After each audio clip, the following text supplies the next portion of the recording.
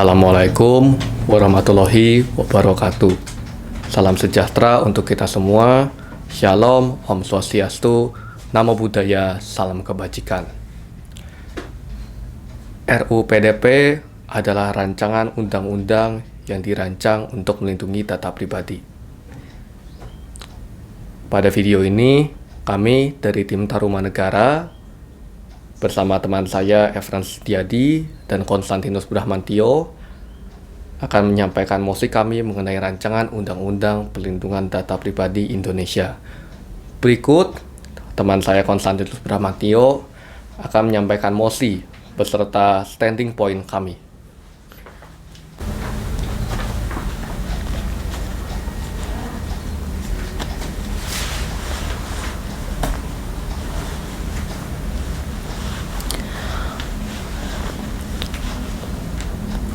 Dewan juri yang terhormat, beserta pemirsa sekalian, perkenalkan nama saya Konstantinus Brahmantio Kristiawan dari tim Tarumanegara, dan pada kesempatan kali ini saya akan menyampaikan mosi beserta standing position kami, tim Tarumanegara, terhadap rancangan Undang-Undang Perlindungan Data Pribadi.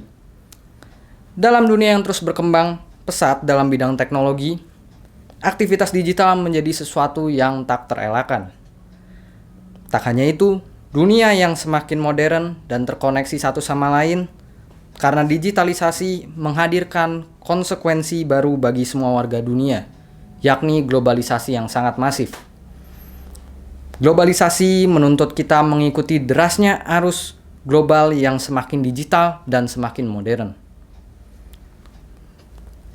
Hal ini tentunya membawa kita kepada kenyataan bahwa banyak warga global menginginkan perlindungan data pribadi dimanapun mereka berada. Mengingat data pribadi merupakan hal esensial dalam dunia digital. Contohnya 90% warga Uni Eropa menginginkan perlindungan data pribadi, dilansir dari situs resmi European Commission. Tidak hanya itu, saat ini banyak negara di dunia sudah menaikkan undang-undang mengenai perlindungan data pribadi, atau yang biasanya disebut sebagai General Data Protection Regulation, disingkat sebagai GDPR.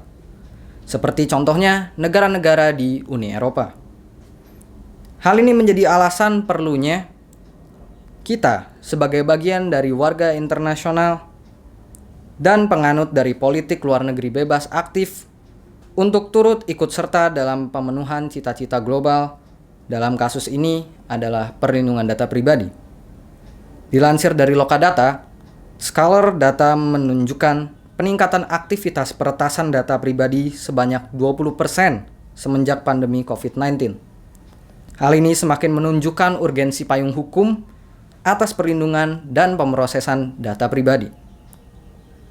Maka dari itu, kami mendukung serta mengapresiasi langkah pemerintah beserta DPR dalam merancang Rancangan Undang-Undang Perlindungan Data Pribadi.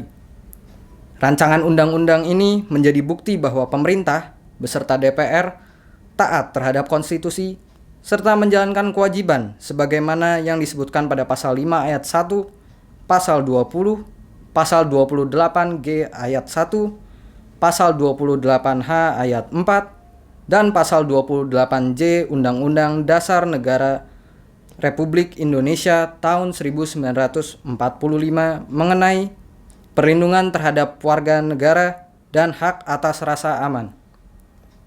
Rancangan undang-undang ini perlu menjadi undang-undang sesegera mungkin untuk menyempurnakan dan melengkapi undang-undang berkaitan dengan perlindungan data pribadi yang sudah ada dan berlaku sebelumnya berdasarkan pada asas perlindungan, asas kepastian hukum, asas kepentingan umum, asas kemanfaatan, asas kehati-hatian, asas keseimbangan, dan asas pertanggungjawaban sebagaimana tertulis pada bagian rancangan penjelasan Undang-Undang Perlindungan Data Pribadi.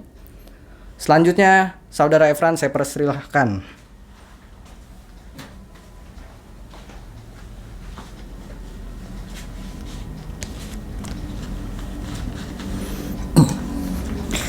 Saudara-saudara sebangsa dan setanah air yang saya hormati.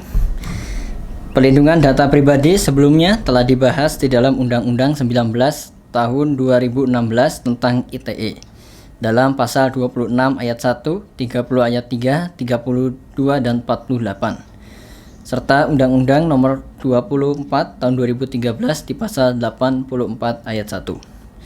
Namun dalam pasal-pasal sebagaimana dimaksud belum menjelaskan secara lengkap tentang perlindungan data pribadi.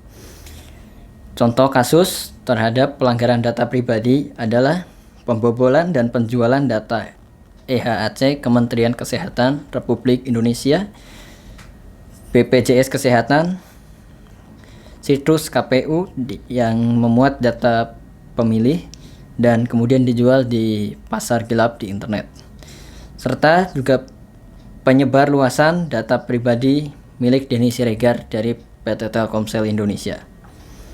Dampak dari kebocoran dan dijualnya data pribadi tersebut adalah data pribadi yang dijual dan disebarkan kemungkinan akan disalahgunakan yang berujung pada timbulnya rasa tidak aman bagi pemilik data yang disebarkan.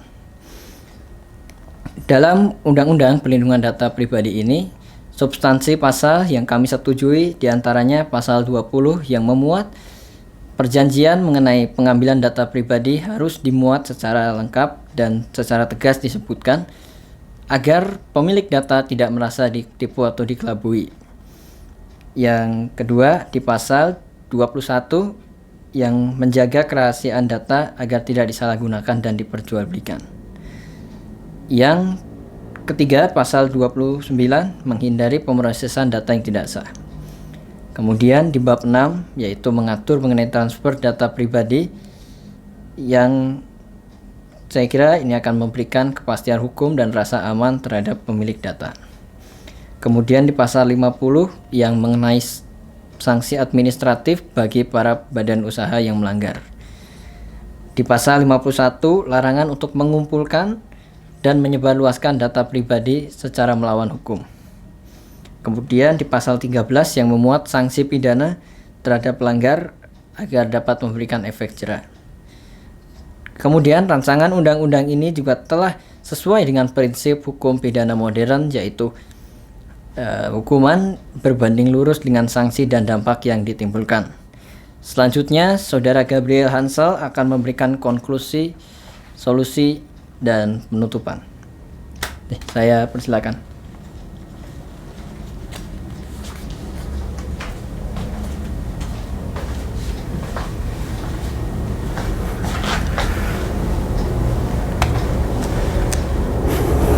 Setelah melihat data-data tadi, maka kami bisa memberikan konklusi bahwa RUU ini sangat dibutuhkan bagi keberlangsungan aktivitas digital di Indonesia, utamanya yang berkaitan dengan pemberian pelindungan terhadap data pribadi.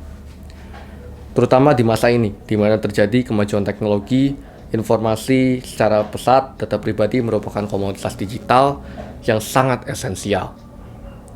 Sebagai bagian dari internasional, Indonesia sebagai penganut politik luar negeri bebas aktif sudah sepantasnya ikut terlibat dalam pemenuhan cita-cita global dalam kasus perlindungan data pribadi sebagaimana yang telah diberlakukan oleh banyak negara lain.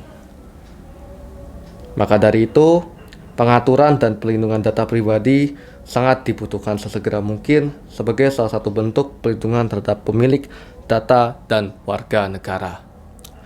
Maka dari itu, kami satu tim Taruman Negara memutuskan untuk mendukung disahkannya RUU Perlindungan Data Pribadi. Sekian dari kami dan terima kasih.